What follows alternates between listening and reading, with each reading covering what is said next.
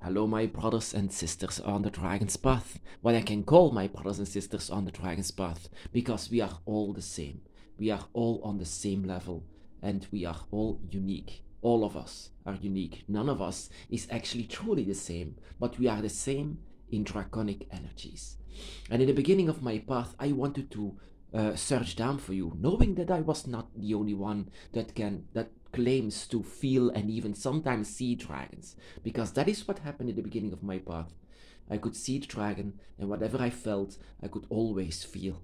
And whenever I lesser felt it, it was a horrible feeling. I needed to feel the dragon, because the connection that you can have with your dragon is undescribable. So yeah, I was searching down for a lot of people, but unfortunately, I for a lot of years I failed, and I didn't know people who are really on the dragon's path. So but I was very much connected with magic and things like this.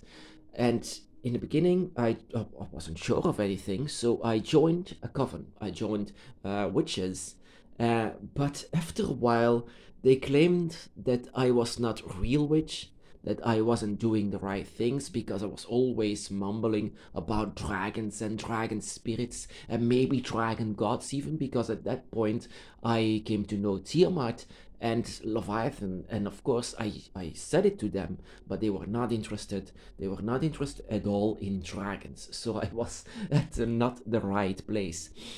Um, but that actually hurt, you know. I was doing so much magic, but it was all involved with the dragon, trying to experiment it and trying to riddles. Trying to answer riddles in the dark of what I can call.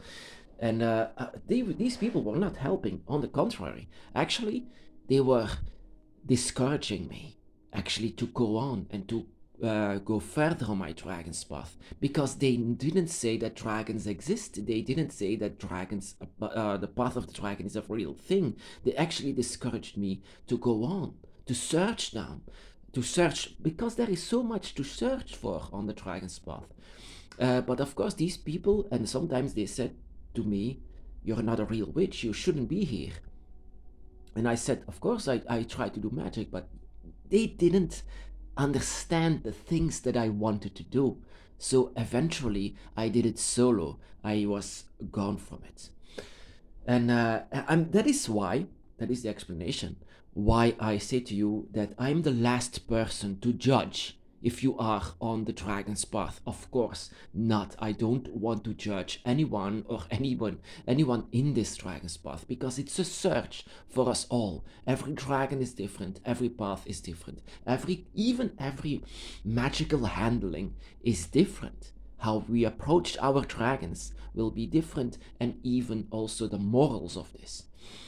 So that is why I came to meet a woman that was also claiming to be on the dragon's path. It's actually very amazing, you know. All of these people coming with questions, and sometimes I can even answer the questions.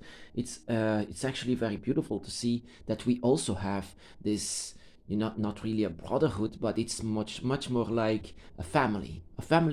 And sometimes even people say that this is a dragon clan that we are all in. Well, it's something like it.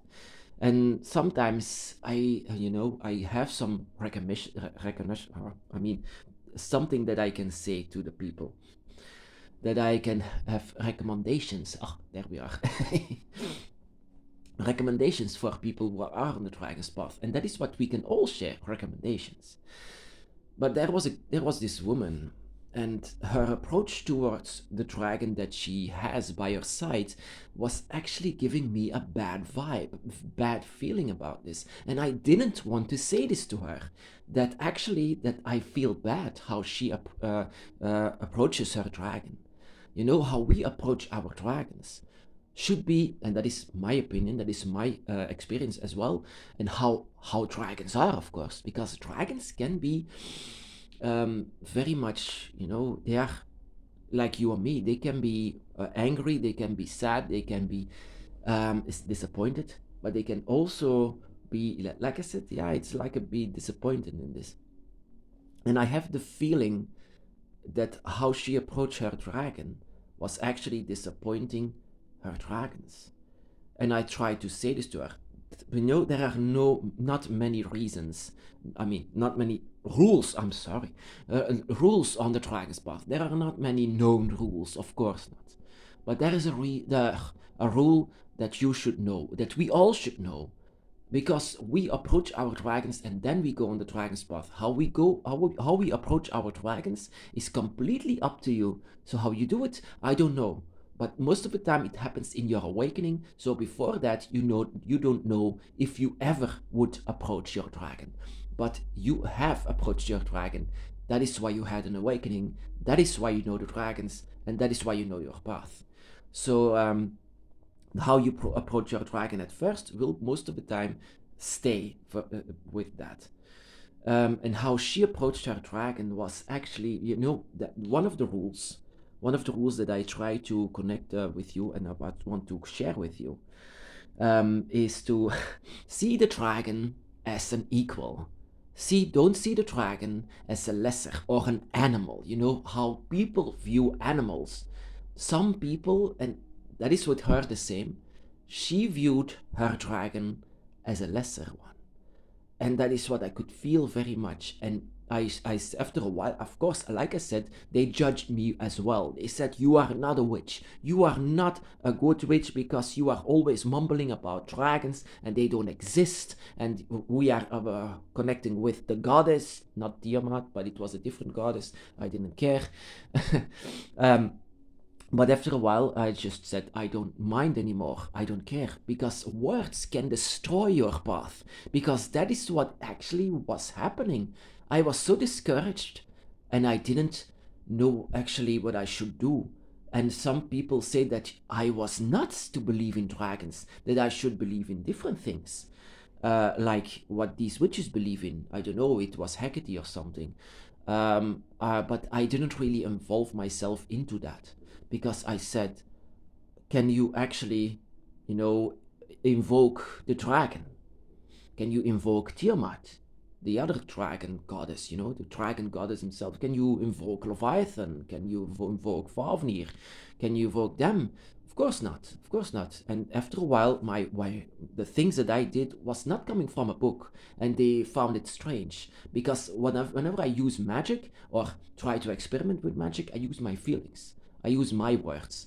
And that is not something that they were used to, because everything that they know was from books. Everything was from lore.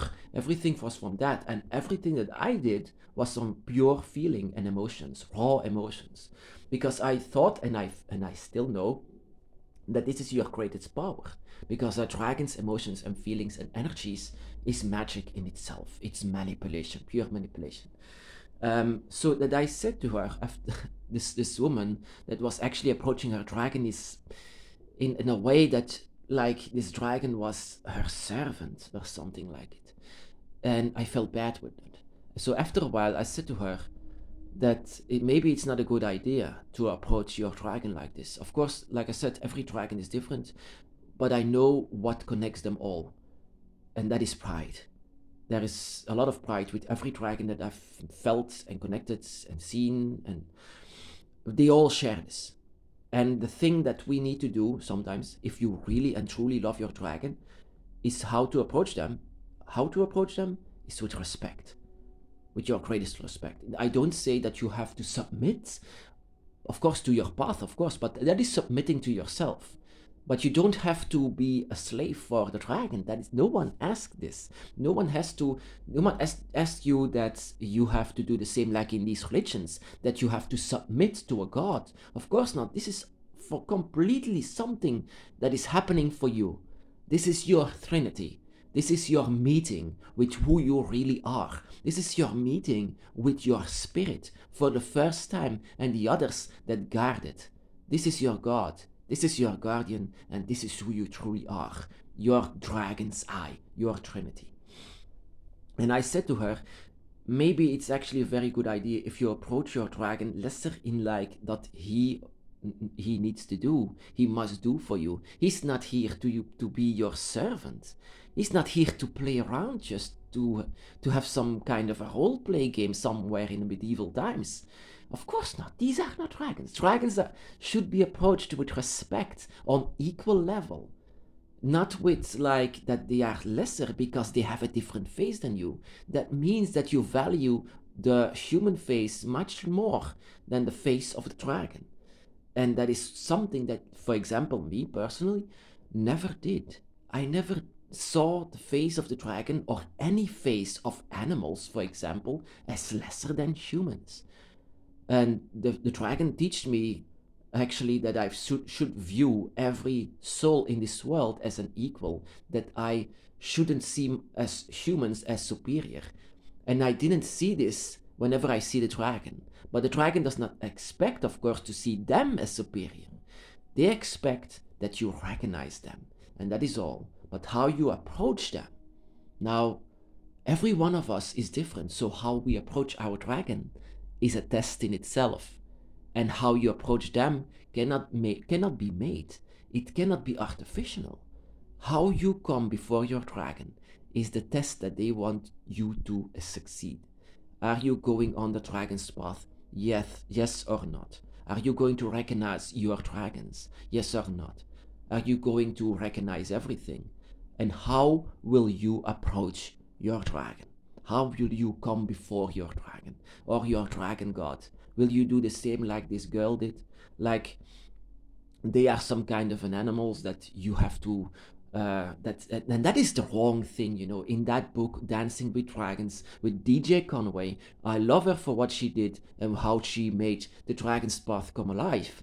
But there is one big mistake in her book. You do not condemn or command, sorry, you do not command dragons. Dragons don't respond well to that. They don't respond well that you view them as lesser or that you see them as some kind of a servant. You don't do that. And I hate to say this because I had the same thing with all of these witches. You don't do that. You are not like that. But that is something that you cannot do. That is my recommend to you. I recommend to you whenever you see your dragon to see them as an equal, to love them and to be with them and cherish them, and to whenever you are together, all of you three dragons as well, together, if you are together, you are one big dragon eye, one energy. And that is how you should actually, in my eyes, in my case, how you should see your dragon. If you do not see your dragon this way, if you see them as lesser, as if you see them as some kind of, yeah, I will sit on it and he will take me away, and all of us humans are, and then we can use them as some kind of a, that is most of the time in movies with dragons, they use dragons as war material. You know, if you are capable of doing this in real life, then maybe you don't love your dragon that much. Because I love my dragon that much, and that is unspeakable. I would give my life for the dragon. And that is how you should actually approach them. Not to do that, of course, but to come before them with pride. And that is actually what I can think of, one of the major rules of the dragon's path.